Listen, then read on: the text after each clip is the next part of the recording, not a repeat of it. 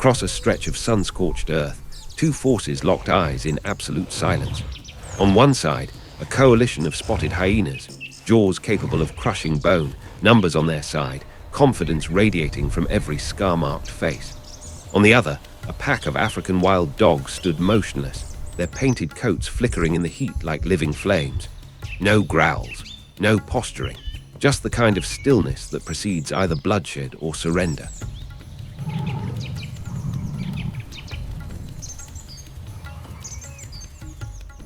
The hyenas had numbers, but the dogs possessed something far more potent, an unspoken language of unity that turned 12 individuals into a single, calculating organism. What happened next would reveal a truth that governs not just the African savanna, but perhaps every competitive arena on Earth. Dominance isn't always claimed by the loudest voice or the sharpest teeth. Sometimes it belongs to those who understand that true power lies not in what you can take, but in what you can make others believe you're capable of taking.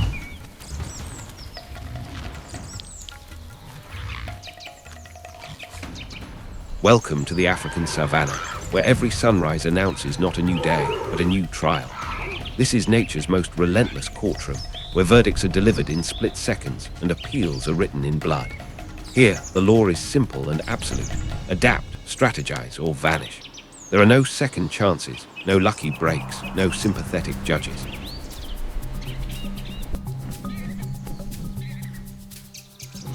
The savanna operates on a currency older than money, more valuable than gold, the currency of survival itself. And in this economy, every creature from the towering giraffe to the tunneling termite must pay their dues daily, moment by moment, breath by breath. But what makes this landscape so fascinating isn't just its harshness. It's the extraordinary intelligence that harshness has cultivated. Because when mercy is absent and forgiveness is fatal, evolution doesn't just shape bodies, it architects minds.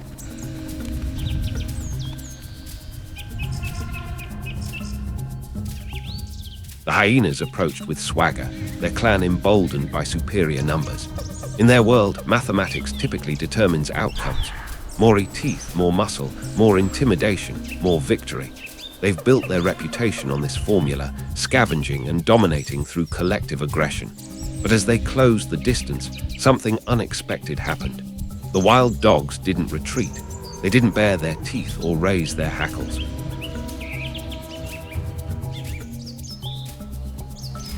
Instead, they tightened their formation, each dog positioned with mathematical precision, their eyes locked not in fear but in assessment. And in that moment, the psychological battlefield shifted. The hyenas, accustomed to chaos and noise, suddenly faced something they couldn't quite calculate: organized silence. It's one thing to intimidate a panicked enemy. It's entirely another to face an opponent whose calm suggests they've already run every scenario and found you lacking. The hyenas slowed, then stopped.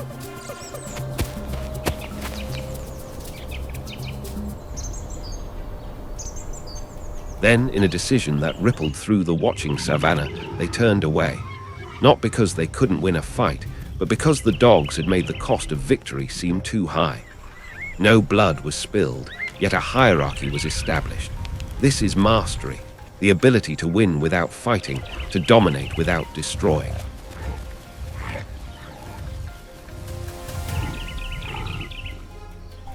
Now, you might wonder what gives these wild dogs such extraordinary confidence. The answer lies in their hunting methodology, which resembles less a chase and more a military operation. Consider their approach to taking down prey.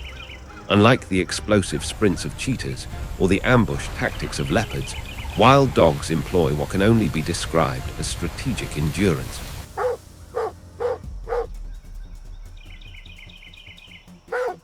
They identify their target not through random chance, but through careful observation, seeking the vulnerable, the isolated, the compromised. Then comes the formation. The pack spreads into a pattern that seems almost choreographed, each dog understanding their role without a single vocalization. They use the wind like a tactical advantage, positioning themselves downwind so their scent remains undetected.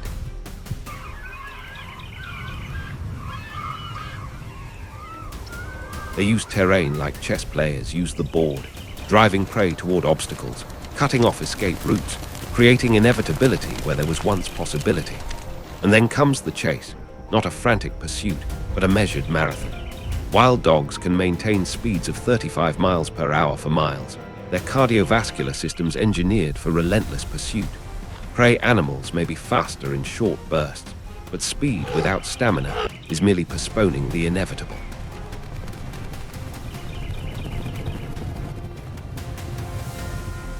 The dogs rotate positions, allowing front runners to fall back while fresh legs take over, maintaining pressure without exhaustion. It's teamwork elevated to an art form, and it yields success rates that put solo hunters to shame. Where lions succeed in perhaps 20 to 30% of their hunts, wild dogs achieve success in more than 80% of theirs. That's not luck, that's systematic excellence.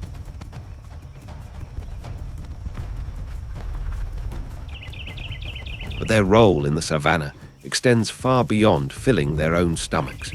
African wild dogs are, in essence, the unseen architects of ecological balance. Their presence ripples through the entire system in ways both obvious and subtle. When they establish territory in a region, herbivore populations shift their grazing patterns, preventing any single area from being overgrazed into oblivion.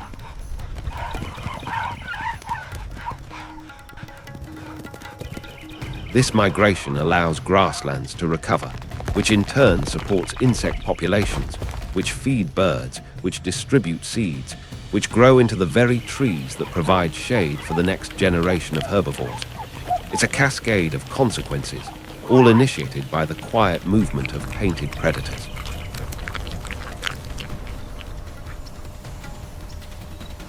They regulate prey populations with surgical precision, typically targeting the weak, the sick, the elderly, removing individuals who would otherwise drain resources while contributing little to genetic diversity. This isn't cruelty, it's calibration. By culling the vulnerable, they strengthen the overall health of prey species while preventing population explosions that would collapse the entire ecosystem. Every hunt is simultaneously an ending and a renewal, death and life holding hands in the eternal dance that keeps the savannah breathing.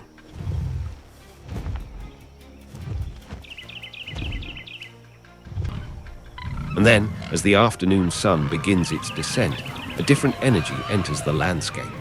The lion arrives not with fanfare, but with presence, a gravity that bends the savannah's attention toward itself. There's no roaring announcement, no theatrical display. The lion's authority requires no introduction because it's already written into the collective memory of every creature that shares this space. Watch how other animals respond. Zebras tense and recalculate distances. Warthogs adjust their foraging positions. Even the wild dogs, so confident in their earlier confrontation, acknowledge this shift with heightened awareness. This is what apex presence looks like. Respect earned through capability, not demanded through volume. When two male lions encounter each other, what unfolds is less a fight and more a ritual interrogation. They circle, assess, measure each other's scars and musculature and will.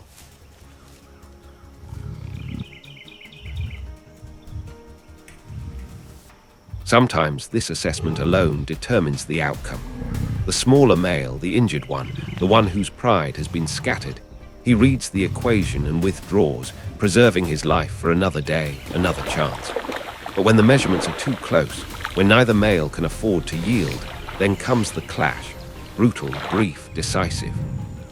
These aren't battles of rage, but of necessity, contests to determine who has earned the right to protect territory, to father the next generation, to serve as guardian of the genetic line.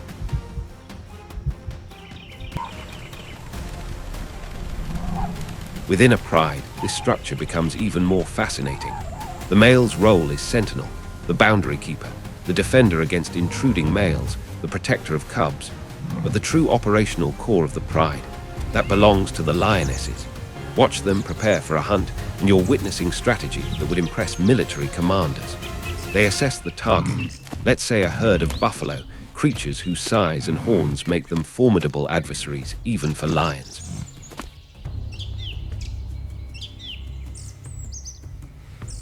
The lionesses spread into a crescent formation, approaching from multiple angles, using the terrain's contours to mask their advance.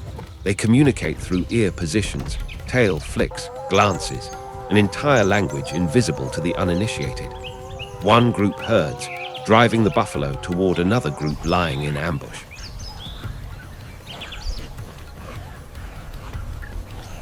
They don't target the strongest adult. They look for separation, for momentary vulnerability, for the instant when an individual strays just far enough from the protective mass of the herd. And when opportunity aligns with position, they strike, not recklessly, but with calculated timing. The takedown of a buffalo is coordinated violence, each lioness contributing her weight and strength to overwhelm prey that could easily kill any single attacker.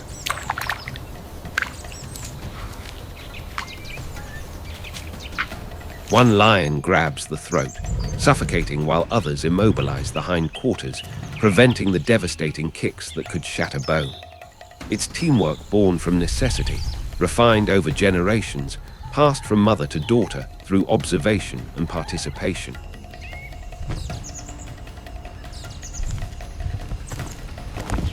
But here's what makes this kill significant beyond the pride's immediate meal.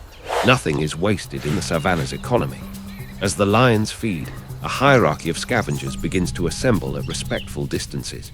Hyenas watch and wait, knowing their patience will be rewarded. Vultures circle overhead, their remarkable vision detecting the slightest cues of death from miles away. Jackals lurk at the periphery, ready to dart in for scraps.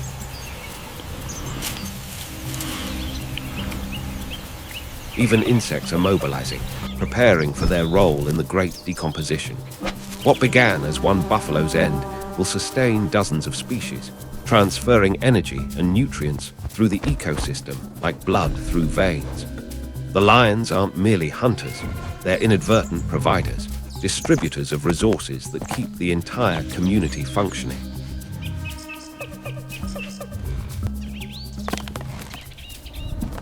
As darkness claims the savanna, the rules change again. This is when the leopard emerges, perhaps the most adaptable predator in all of Africa. Where lions rely on strength and wild dogs on coordination, the leopard has perfected the art of the possible. Too small to challenge lions directly, too solitary to employ pack tactics, the leopard has instead become a master of working within constraints.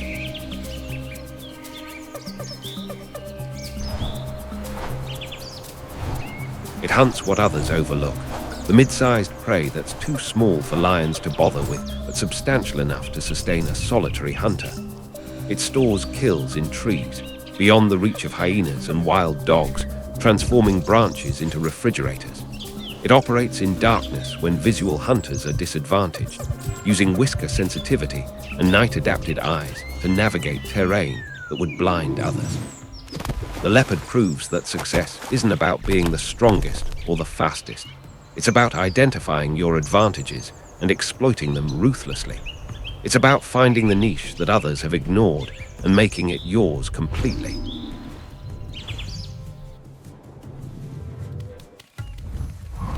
And above all this terrestrial drama, another dimension of predation unfolds. The raptors, martial eagles and snake eagles, command the vertical realm with abilities that seem almost superhuman. A martial eagle can spot a rabbit from over 2 miles away, its vision estimated to be 8 times more acute than human eyesight. It doesn't hunt through pursuit, but through patience, soaring on thermals for hours, expending minimal energy while gathering maximum information.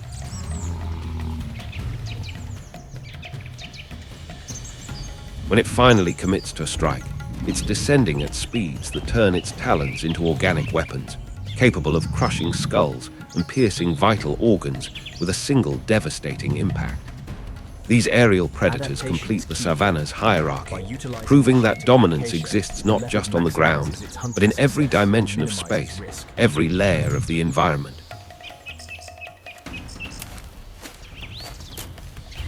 So what does all of this mean for you? Sitting wherever you are right now, thousands of miles from the African savanna. Everything. Because the principles governing survival out there are the same principles governing success wherever you are.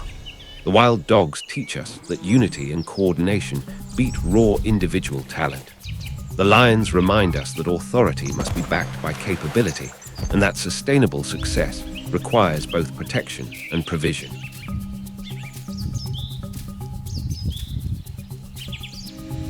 The leopards show us that constraints aren't limitations, they're opportunities to innovate, to find the approach others have missed. The hyenas demonstrate that persistence and adaptability matter more than pride. And the entire ecosystem whispers a truth that applies to careers, relationships, communities, and dreams. Balance isn't static, it's dynamic. It requires constant adjustment, daily effort, moment-by-moment awareness.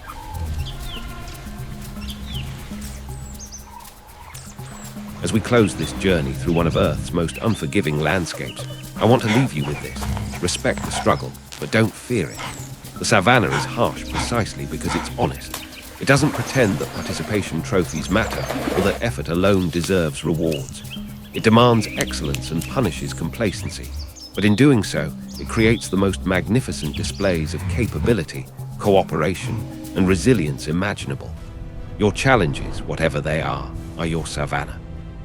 They're not obstacles to resent, but opportunities to prove what you're capable of becoming.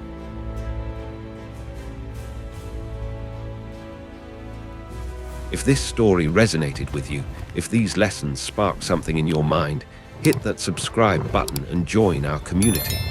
Because just like the wild dogs, we're stronger together, learning from nature's oldest classroom and applying those lessons to our modern lives. Until next time.